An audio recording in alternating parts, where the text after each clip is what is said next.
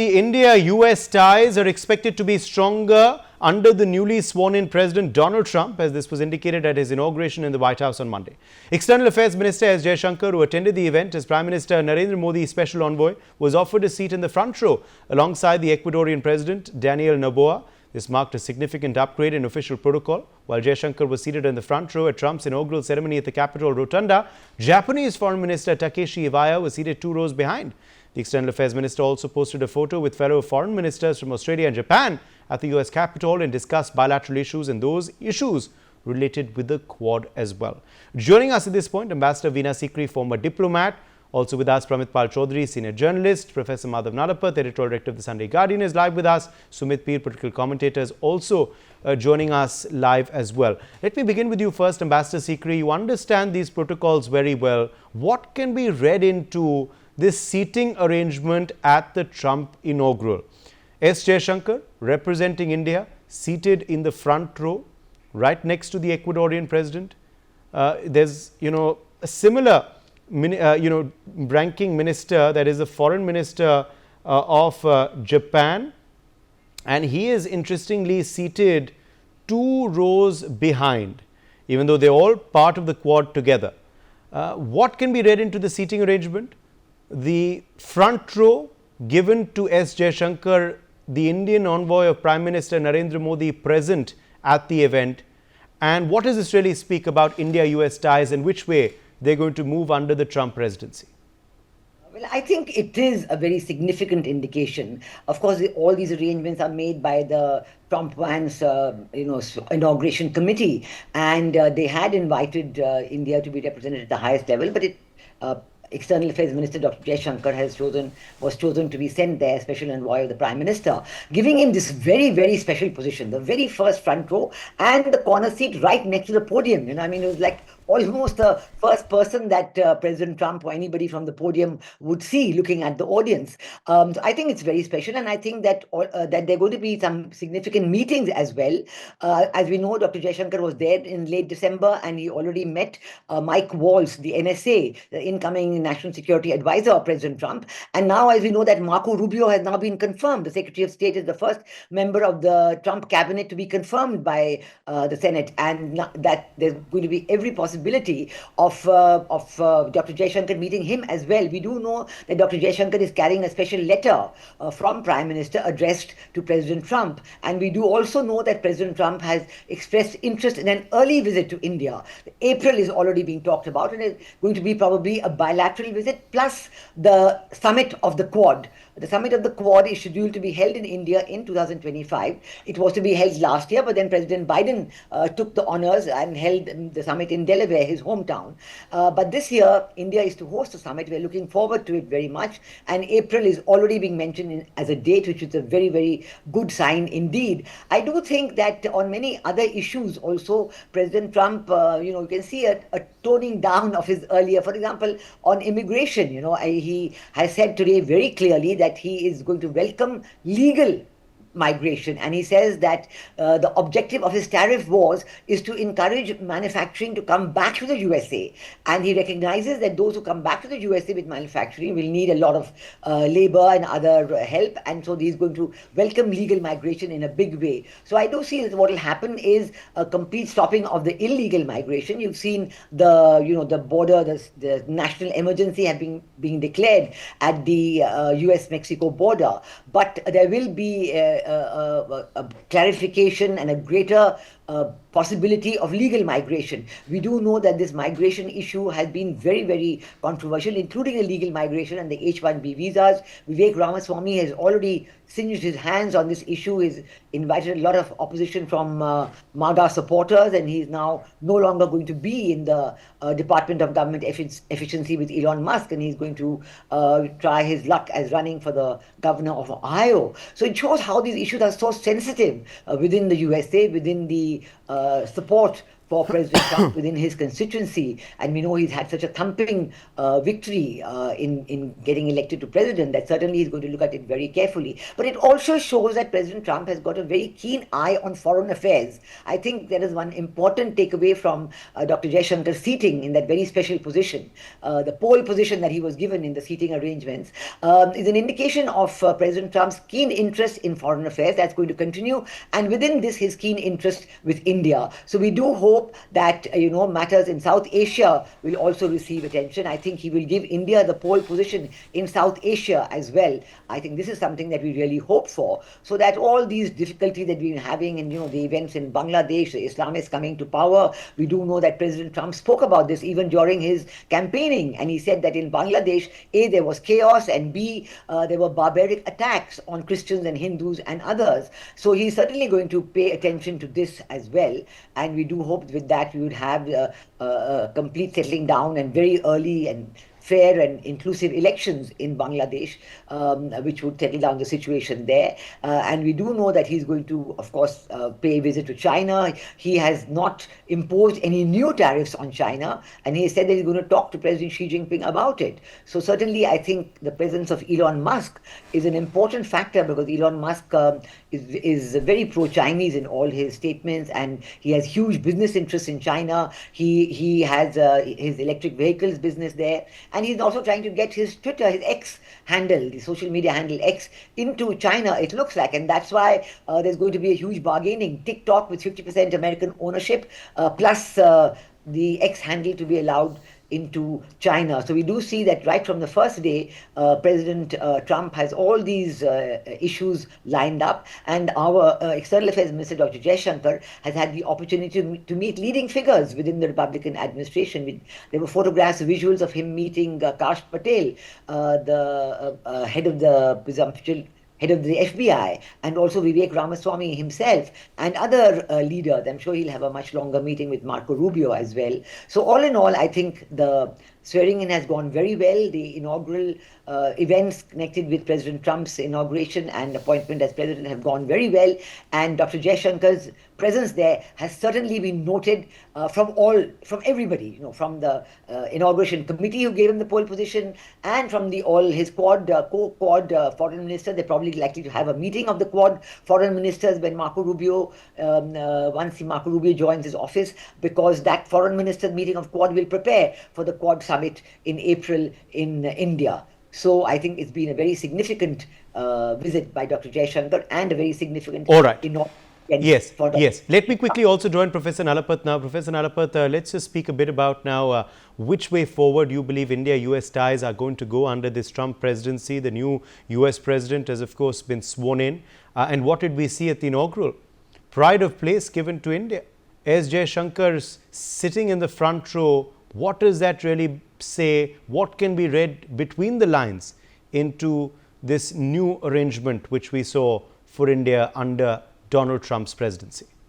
Look, I'm not surprised at all by this, Uday.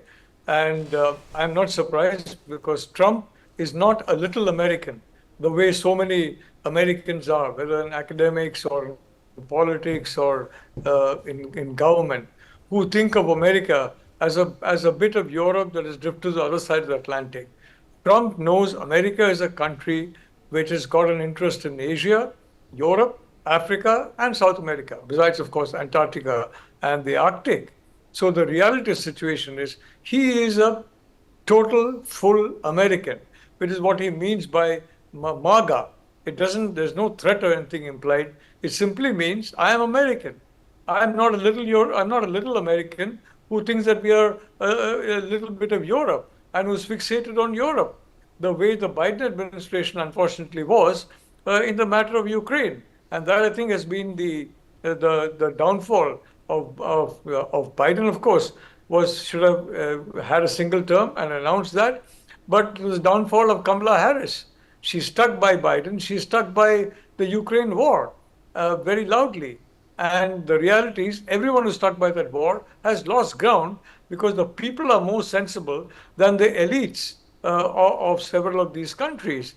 And the reality is, Trump respects those who understand the new situation.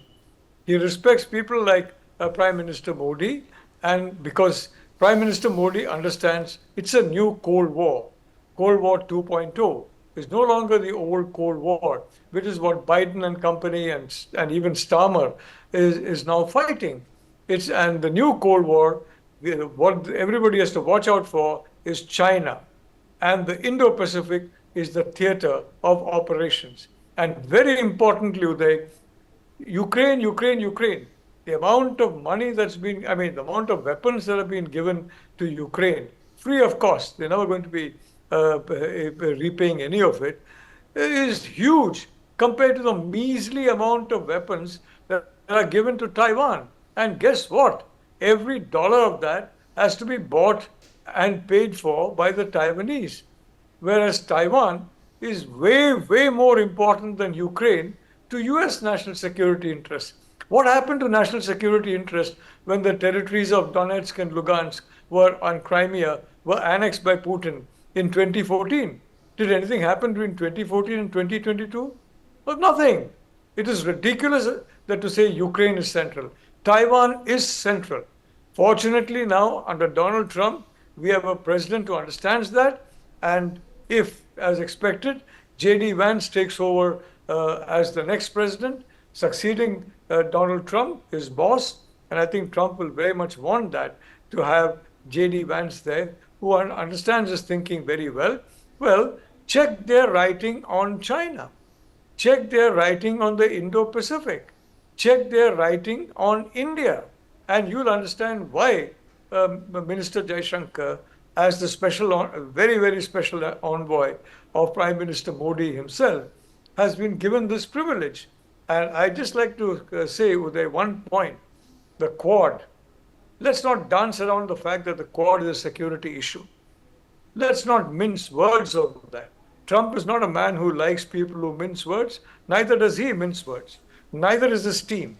And I think it's important, therefore, to get rid of the so-called flowery language and say bluntly, the Quad is a security alliance, and work along with other Quad members to ensure that it's very much the centerpiece of the security architecture of the Indo-Pacific.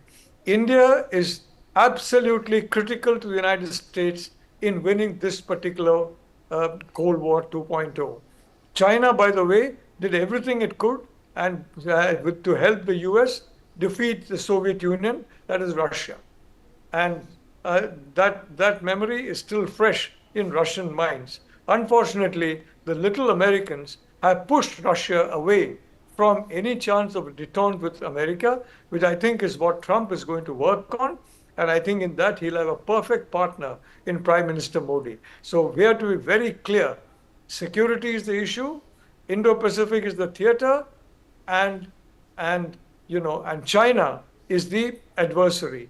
We have to be very clear on that. Trump is clear. I know Prime Minister Modi is also clear. And from that point of view, I believe we're going to have a very good relationship between India and the United States over there. Yes, let me also quickly join Pramit Pal Chaudhary then into the discussion as well. Pramit, interestingly, the other Quad minister sits 2 rows behind him, as Jaishankar in the front row. Does this speak a lot about which way India-US ties are headed under the Trump presidency, or is it too soon to say that? Well, I think all the indications, as others have mentioned, point to Trump putting India as a priority nation. The only 2 Asian countries we're hearing that he's actually been planning a trip to are China and India. There have been no reports about Japan, Korea, and so on. I'm sure they are also part of his itinerary, but so far that's been his focus. You'll notice that the guest list of leaders or who are brought in, or representatives of nations who are invited to the inauguration, most of the heads of state have been conservative leaders, whether it's the leaders of Ecuador, El Salvador, Meloni of Italy, Milei of Argentina, and there have been representatives from Hungary and so on. What's strikingly missing was, for example, nobody from Britain, the supposed special relationship country for the United States. A lot of the NATO or Western allies were not represented at the highest level. But India, I think, was clearly, there was a hope or maybe an expectation that Modi might show up. But as it is, India decided to send the foreign minister, would be better representative, partly because of the Quad summit, I would argue, the Quad foreign ministers meeting. But India kept the seat, if you wish, for India in the front row, and I think that is a very good sign. It is important, however, that to recognize Trump is transactional. He will expect certain things from India, which I don't think India will have a problem providing, particularly, I think the idea of some sort of a trade technology pact between the two countries, something that Trump's team had proposed when he was in his first term, and I think he expects that, and I think that will be welcomed by India, that will be taken forward. And we'll see on the immigration side how that works out. I think already, as the indications are, we will see a policy that is more or less on track with what we also saw in Trump 1.0, where he did not attack H-1Bs until just the last several months of his administration because he was campaigning at that point. But it's about illegal migration that he is concerned about, something that India does not have an issue with. Okay, Sumit Peer, let's quickly get you in here on to India-US relations now. What can we expect? What can we hope for? What is already established through this move at the Trump inaugural? Uday, thank you for having me on your show. There are a couple of things here which are important to be put in perspective. First of all, you have to look at the backdrop of the situation. Last week Wednesday, Marco Rubio, the designated Secretary of State or the Videsh Mantri or the Foreign Minister of the United States of America, says Chinese are cheap liars and thieves, quote unquote. I mean, that is what his statement is. I'm not quoting anything. They have stolen our technology. They have betrayed us. They are doing espionage against United States of America, and our foreign policy has to be China-centric. The biggest threat to United States of America and the world is Communist Party of China, and our nuclear doctrine, which even in the Joe Biden's time was redirected and kept focus not Russia but China. Now, if with all these things happening and China not reacting to it, and then Trump calling and speaking to Xi, talking about three things: fentanyl, trade, and tariffs. When these are the three things what he talked to him about. This is what made, and of course the TikTok was there. Now after that, still Chinese did not respond. Trump said, I had a very good call, Chinese did not respond. And I was surprised, I don't know, did the Chinese delegation yesterday turn up or not? But again, if you look at the kind of respect Dr. Jaishankar is given, is basically the kind of respect that they've given to India, keeping India in the first place, what Veena ma'am, Pramit ji and Professor Saab have beautifully put in.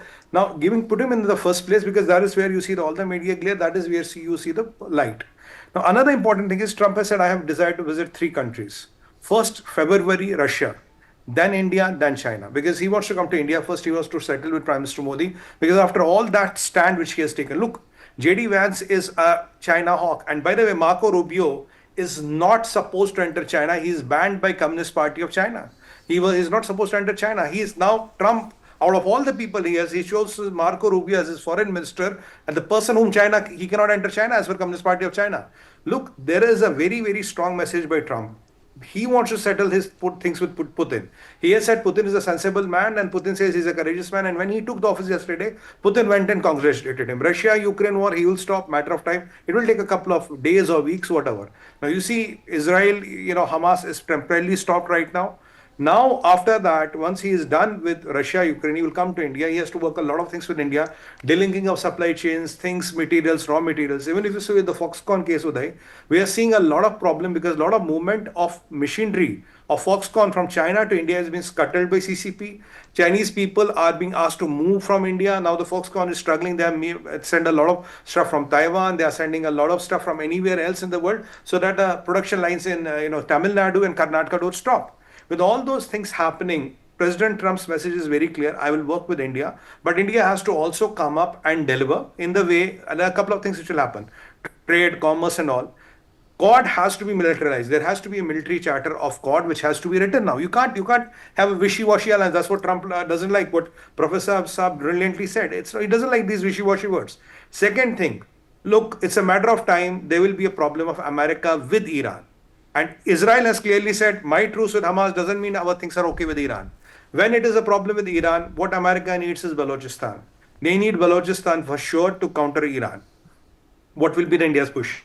Trump asked India, do not buy anything from Iran because that is what I don't want. You can't buy anything from Iran because that is there will be issues with there. Chabhar port will be in problems because that's the only port which is free of sanctions, but Iranis are using it for a lot of hanky-panky stuff, which we know, Americans know, everybody knows. So when it comes to these relations, there'll be a little bit of give and take, but in the longer run, Trump sees India as his gateway to Asia. Trump sees India as the most trusted and most reliable military, technology, economical power and the biggest market for the American goods for next 70 years because our demographic dividend is going to last for next 70 years. We are still the fastest growing economy. Our GDP is not fudged. Our numbers are not fudged. Our democracy is not fudged. We don't steal IPR. We don't do espionage. We don't believe that Indians are born to dominate the world. No, we don't believe in that. And we are not sending fentanyl to, we are not sending fentanyl to America, which is the biggest issue there. We are not using an app which will steal American data. We are not talking of, and we are not doing any espionage. We don't have Indians being caught stealing high-tech American stuff and trying to get them to India. We don't have that. But if you look at all those things, they are done by Chinese. And let me remind you, Udayji, I'm quoting Trump, 70,000 military-age men and women have infiltrated America through Mexico and Canada, which are from Chinese PLA and Chinese CCP in his campaign. He quote unquote said that 70,000. With all those problems happening with China, he's going to give Xi Jinping a last say. This is what, buddy, I want. Fall in line, otherwise I know what to do. And Uday, if he revokes the PTNR status of China, already has put 10% tariff on China. If he revokes the PTNR status of China, another 60% tariff on Chinese goods. There was a time when Obama was in the power, Chinese goods had 2.5% import duty in all of America. Trump came in, it became 24%. How did China balance it? They went to Mexico. They went to Canada, so they started importing from there. There you only pay 4%. So when Trump came, he said anything from Mexico, Canada, 25%. So there's no incentive there. Another 10% tariff on China. And if PTNR status gets revoked, which he will most probably, there'll be 60% more tariff on Chinese goods. And if you touch Taiwan, 160% tariff. What is the impact on Chinese economy? $600 billion to $1 trillion of revenue lost to American exports. It is the end of the economy, with Chinese economy fumbling and crumbling and really being cash squeezed.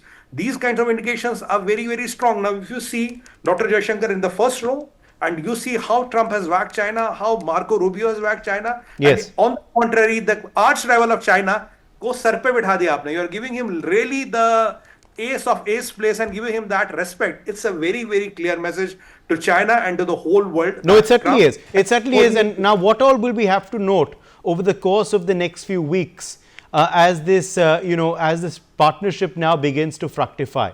Under Donald Trump. And also, interestingly, we're perhaps going to be waiting for that visit. And when it happens, Ambassador Sikri, the contours of which already are being looked at, as our sources have told us. Yeah, well, certainly I think we have to prepare for the visit. And I think the security angle of what is Quad going to do on maritime security is very, very important. I think, for US, the Bay of Bengal is an important issue. What has been happening in Arakan, in Myanmar, the takeover of the Arakan army taking over Rakhine state, I think that's a very, very important development and will have its impact on every issue, on the Ringway issue, on the Bay of Bengal issue, even on the security of St. Martin's Island and so on. These are very important developments taking place right in our neighborhood, which will certainly attract President Trump's attention when he's here and he'll want to talk about it.